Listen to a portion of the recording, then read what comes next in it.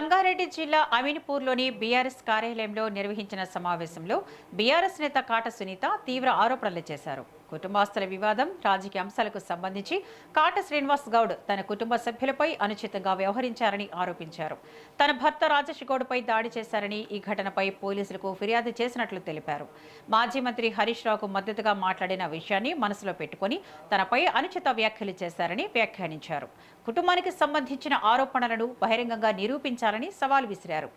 ఏమన్నా ఉంటే రాజకీయంగా ఎదుర్కోవాలని, అంతేకాని అధికారం అడ్డం పెట్టుకుని బెదిరింపులకు, దౌర్జన్యాలకు పాల్పడకూడదని కాట సునీత ఆవేదన వ్యక్తం చేశారు.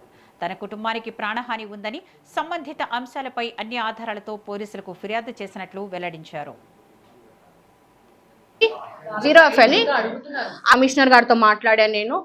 నేను ఆల్రెడీ స్థానిక ఎమ్మెల్యే గారితో మాట్లాడినా. ఇంకొక విషయము, మాటి మాటికి వాళ్ళు నేర్పించిరు, వీళ్ళు నేర్పించిరు అంటే, కాటా శ్రీనివాస్ గౌడ్ గుర్తుపెట్టుకో, I'm not a child, I'm 43 years old woman. నాకెవరు నేర్పించాల్సిన అవసరం లేదు. I'm an educated graduate woman, gold medalist. ఇంకొకసారి వీళ్ళు నేర్పించిరు, వాళ్ళు నేర్పించిరు, వీళ్ళు పైసలు ఇచ్చిరు, వాళ్ళు పైసలు, ఇలాంటి చిల్లర మాటలు మాట్లాడినవో జాగ్రత్త చెప్తున్నా. ఈరోజు నేను ప్రెస్ ఇంతమంది సమక్షంలో చెప్తున్నా, నా ఫ్యామిలీలో చీమ చిట్టు కన్నా నువ్వే రెస్పాన్సిబుల్. ఇది 4 సంవత్సరాల క్రితం కూడా నేను చెప్పిన, నా ఫ్యామిలీకి నీ నుంచి థ్రెట్ ఉంది. ఈరోజు నేను కమిషనర్ గారు కలిసి చెప్పిన, నా ఫ్యామిలీలో ఎవరికి ఏ హాని జరిగినా whole and soul Kata Srinivas Goud is only responsible. Kata Darshan గౌడ్కి రాజేష్ గౌడ్ పుట్టలేడని ఒక స్టేట్మెంట్ ఇచ్చిందంట. మీరెవరు సార్ చెప్పడానికి ఆ మాట?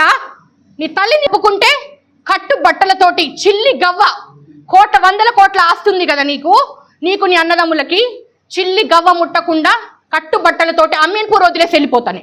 నేను లేని సమక్షంలో నీ అధికారం పెట్టుకొని అపోజిషన్ పార్టీ లీడర్ మీద నువ్వు దౌర్జన్యం చేస్తావు. నువ్వేం చెప్తావు నా సావుకు రావద్దని? నేను చెప్తున్నా, 4 సంవత్సరాల క్రితమే నీకు నీళ్ళు వదిలేసినాం మేము. నువ్వెవరు ఆ మాట చెప్పడానికి? నీ అన్నకి నేను వస్తే నువ్వు రావద్దు, నువ్వు వస్తే నేను రావద్దు, ఎవరు నువ్వు మాట్లాడతాను ఆ మాట? దమ్ముంటే, ధైర్యం ఉంటే రాజకీయంగా ఎదుర్కో. నేను ఎదుర్కొంటలేదా 4 సంవత్సరాల నుంచి? ఒక లేడీ అయి ఉండి ప్రతి క్షణము నేను ఎదుర్కొంటున్నా ప్రతి చోట. ఇప్పుడు తీస్తా.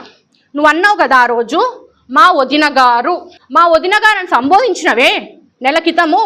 మరి ఈరోజు అదే వదిన గారు నీకు XYZ అయిందా?